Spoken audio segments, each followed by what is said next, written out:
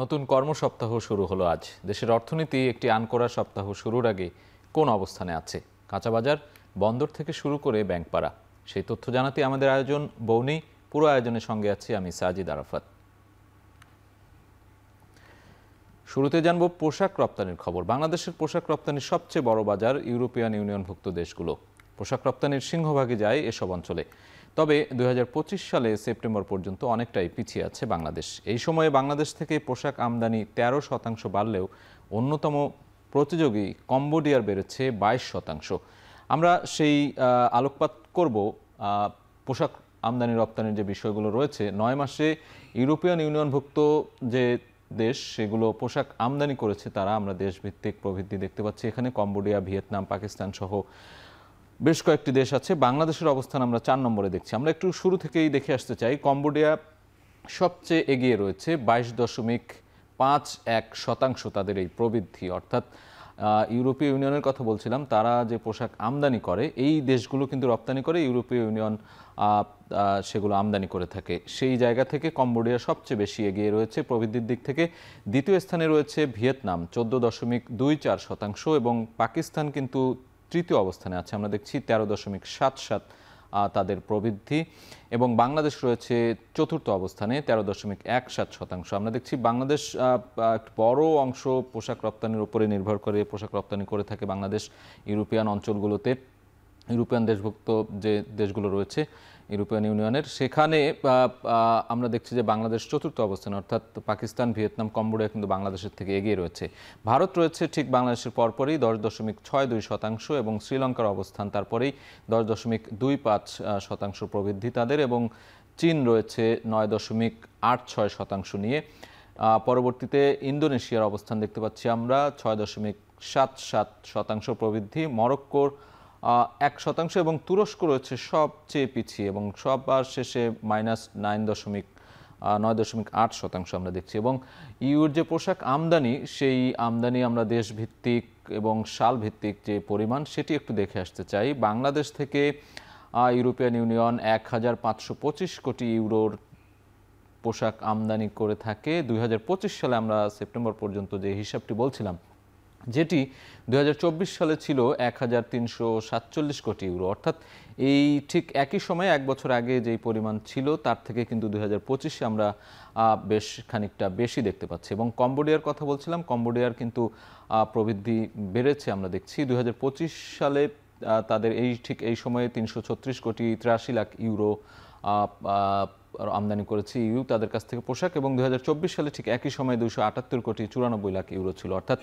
এই সালে, অর্থাৎ এক বছরের ব্যবধানে কিন্তু অনেকখানি বেড়েছে আমরা দেখতে পাচ্ছি। এবং ভিয়েতনামের ক্ষেত্রেও আমরা বেড়েছে দেখতে পাচ্ছি ৩২৫ কোটি ৭১ লাখ ইউরো, যেটি ২০২৪ সালে ছিল ২০৮৫ কোটি ১২ লাখ ইউরো। পাকিস্তানের ক্ষেত্রে আমরা চতুর্থ অবস্থানে রয়েছে, আমরা দেখছি ২৮৯ কোটি ৭০ লাখ ইউরো, এবং ২০২৪ সালে সেটি ছিল ২৫৪ কোটি ৬৩ লাখ ইউরো।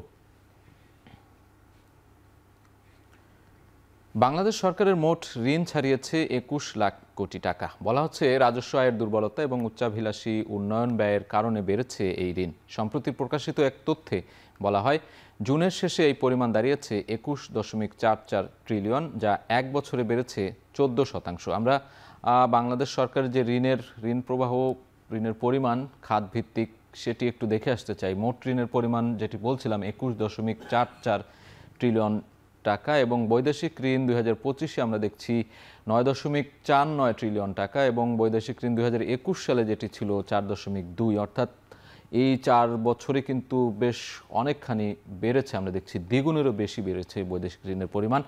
অভ্যন্তরীণ ঋণ ২০২৫-এ ১০.৭৬ ট্রিলিয়ন টাকা, এবং অভ্যন্তরীণ ঋণ ২০২১ সালে ছিল ৭.২২ ট্রিলিয়ন টাকা। অর্থাৎ এই ৪ বছরের ব্যবধানে কিন্তু অনেকটাই বেড়েছে আমরা দেখতে পাচ্ছি, এবং উদ্বেগজনক হারে এই ঋণের ধারা বেড়েছে। একই সাথে ঋণের সুদ সেটিও কিন্তু বেড়েছে, এবং বলা হচ্ছে যে বড় বড় মেগা প্রকল্পের কারণেই কিন্তু এই প্রকল্পের ঋণের কারণেই কিন্তু এই ঋণ ধারা উদ্বেগজনক অবস্থায় ঋণের পরিমাণ বেড়েছে। সেই বিষয়গুলো আমরা একটু দেখে আসতে চাই যে মাতারবাড়ি বিদ্যুৎ কেন্দ্র, মেট্রো রেল, রূপপুর পারমাণবিক বিদ্যুৎ কেন্দ্র প্রকল্প সহ বড় বড় যে মেগা প্রকল্পগুলো রয়েছে গেল কয়েক বছর ধরে যেগুলো চলছে, তার কারণেই কিন্তু আমরা দেখছি যে এই ঋণের পরিমাণ বেড়েছে এবং বৈদেশিক ঋণের সুদ বেড়েছে 21%, দেশীয় ঋণের সুদ বেড়েছে 16%। ঋণের সুদের অর্থ পরিশোধ বেড়েছে 43%, অর্থাৎ সরকার বর্তমান যে অন্তর্বর্তী সরকার রয়েছে বা তারা কিন্তু অর্থ পরিশোধ করছে, সেটি আমরা দেখছি সুদের অর্থ পরিশোধের পরিমাণ বেড়েছে 43%। গত অর্থ বছরের ঋণের সুদ পরিশোধ 1,32,000 কোটি টাকা।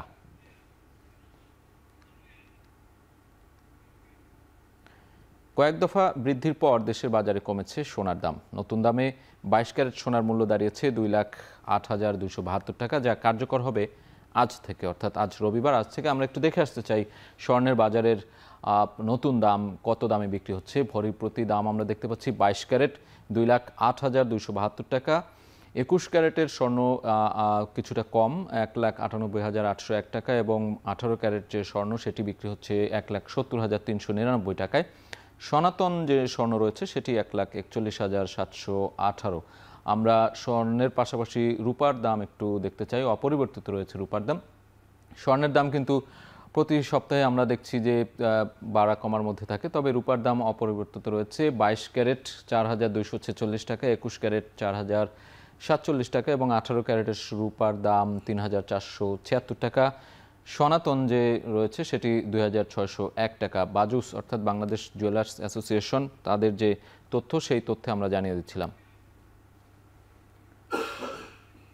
এবার একটু দেশের বাইরের অর্থনীতির খবর জানতে চাই। মূল্যস্ফীতি উদ্বেগের মধ্যে খাদ্যপণ্যের শুল্ক কমালো ট্রাম্প প্রশাসন। নিত্য প্রয়োজনীয় প্রায় 200টির মতো পণ্যের উপর আরোপিত শুল্ক প্রত্যাহার করেছে তারা, সেটি একটু দেখতে চাই আমরা। নিত্যপণ্যের শুল্ক ছাড়, ট্রাম্প প্রশাসনের প্রায় 200টি পণ্যের শুল্ক ছাড়, আমরা একটু সেই পণ্যগুলো দেখতে চাই।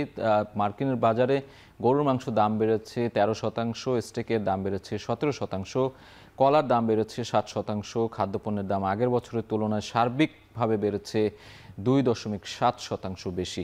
শুল্ক ছাড়ের তালিকায় রয়েছে কফি, গরুর মাংস, কলা, কমলা সহ বিভিন্ন পণ্য। এই যে নিত্যপণ্যগুলো সেগুলোর কিন্তু দাম কমানোর ঘোষণা দিয়েছে ট্রাম্প প্রশাসন। দর্শক, বউনেতে নিচ্ছে একটা বিরতি, ফিরছি একটু পরেই।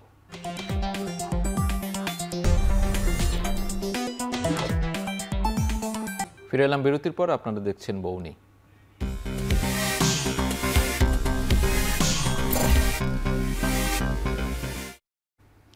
সপ্তাহ শুরুতে ঢাকা স্টক এক্সচেঞ্জ ডিএসইতে লেনদেন চলছে। সবশেষ অবস্থা জানতে আমরা ডিএসইর ওয়েবসাইট দেখে নেব।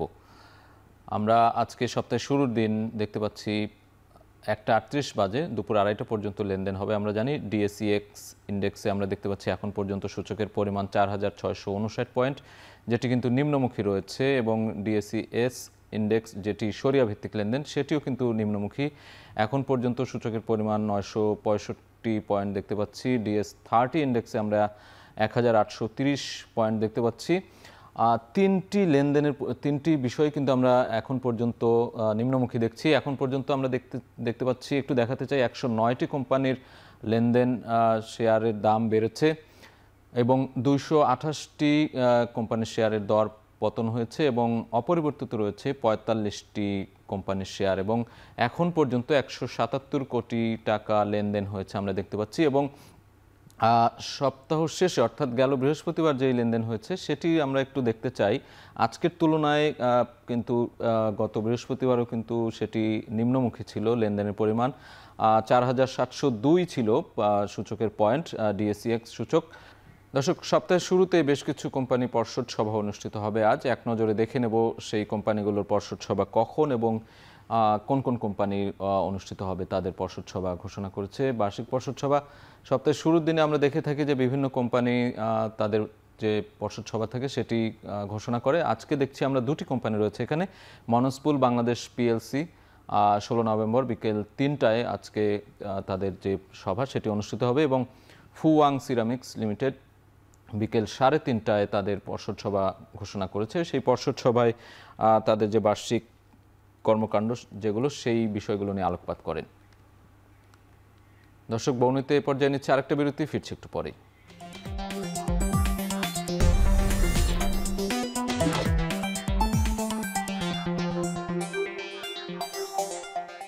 দর্শক, ফিরে এলাম বিরতির পর, আপনারা দেখছেন বউনি। বাজারে নতুন ধানের চাল আসতে শুরু করায় হিলি স্থলবন্দরে কমেছে আমদানিকৃত চালের বিক্রি। ক্রেতা সংকটে কমেছে আমদানি। প্রতি কেজি চালের দাম কমেছে ৩ থেকে ৪ টাকা পর্যন্ত। এ বিষয়ে বিস্তারিত জানাতে হিলি স্থলবন্দর থেকে সরাসরি যুক্ত হচ্ছেন সোহেল রানা। রানা, চাল আমদানি রপ্তানির খবর জানাবেন, সবশেষ সেখানে কেমন অবস্থা দেখছেন?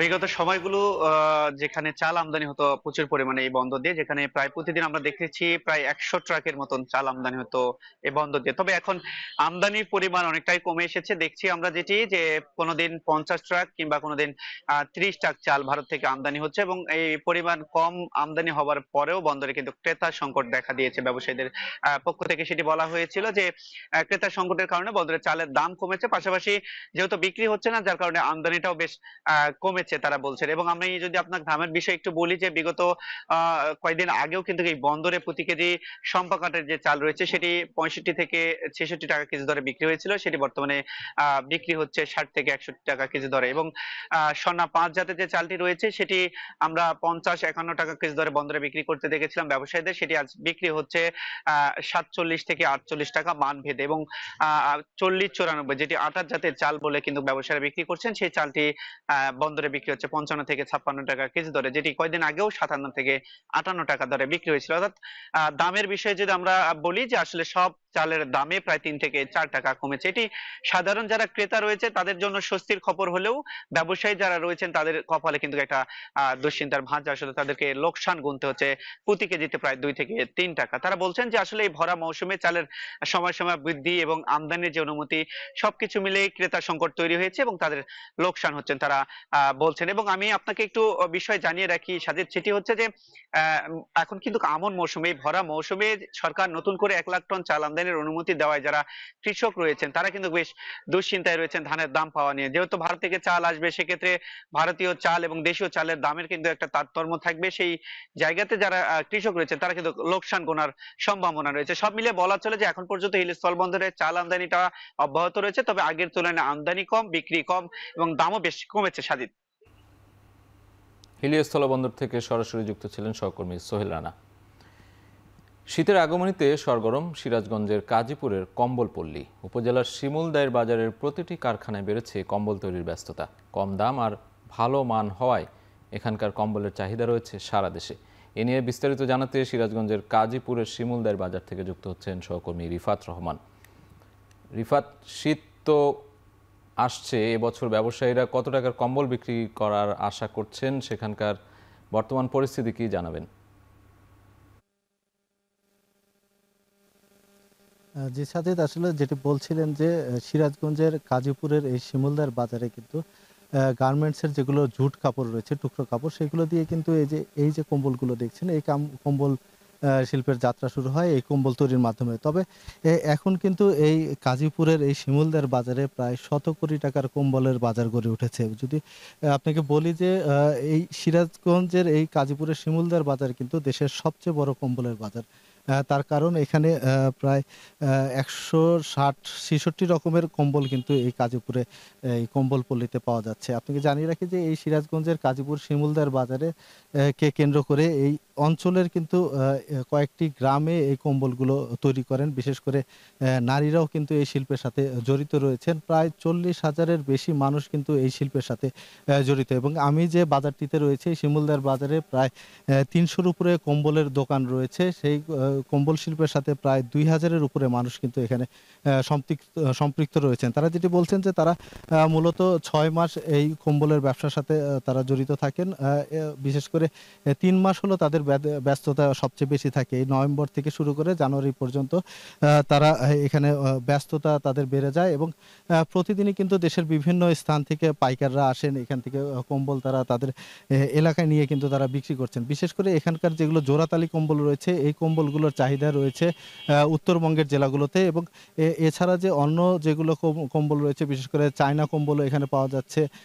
এছাড়া যেটা দেশি যেগুলো বাংলা কম্বল বলে সেই কম্বলগুলো কিন্তু এখানে পাওয়া যাচ্ছে। বিশেষ করে যেগুলো ত্রাণের কাজে যেগুলো ত্রাণ দেওয়া হয় যেসব কম্বলগুলো, সেই কম্বলগুলোর চাহিদা কিন্তু এখানকার কম্বলে সবচেয়ে বেশি। তবে তারা যেটি বলছেন যে গত বছর তারা শতকোটি টাকার উপরে ব্যবসা করেছেন। এবারও তারা আশা করছেন যে এই ৩ মাসে গতবারের যে বেচা বিক্রি ছিল তার থেকে বেশি তারা কিন্তু বিক্রি করতে পারবেন। আপনাকে জানিয়ে রাখি যে এখানে কিন্তু ৭০ টাকা থেকে শুরু করে প্রায় ৫,৫০০ টাকা পর্যন্ত বিভিন্ন রকমের কম্বল পাওয়া যায়। এর মধ্যে এখানে যেগুলো কম্বল তৈরি হয় এগুলো ৭০ টাকা থেকে শুরু করে ৬০০ টাকা পর্যন্ত বিক্রি হয় এবং চায়না যেগুলো কাপড় রয়েছে সেই কাপড়ের কম্বলগুলো কিন্তু বিক্রি হয় ৬০০ টাকা থেকে ১৮০০ টাকা পর্যন্ত এবং যেগুলো প্যাকেট কম্বল সেগুলো ১৮০০ থেকে ৫,৫০০ পর্যন্ত। তো সিরাজগঞ্জের কম্বল বাজারের ব্যস্ততা নিয়ে এই ছিল সাজিদ আমার কাছে সবশেষ। সিরাজগঞ্জ থেকে সরাসরি যুক্ত ছিলেন সহকর্মী রিফাত রহমান। দর্শক, শেষ করছে আজকের বউনি। এখন টেলিভিশন ওয়েবসাইটে দেখতে ভিজিট করুন www.ekhon.tv। এছাড়া ফেসবুকে দেখতে ভিজিট করুন facebook.com/tv.ekhon। ইউটিউবে দেখতে ভিজিট করতে পারেন youtube.com/c/ekhon tv।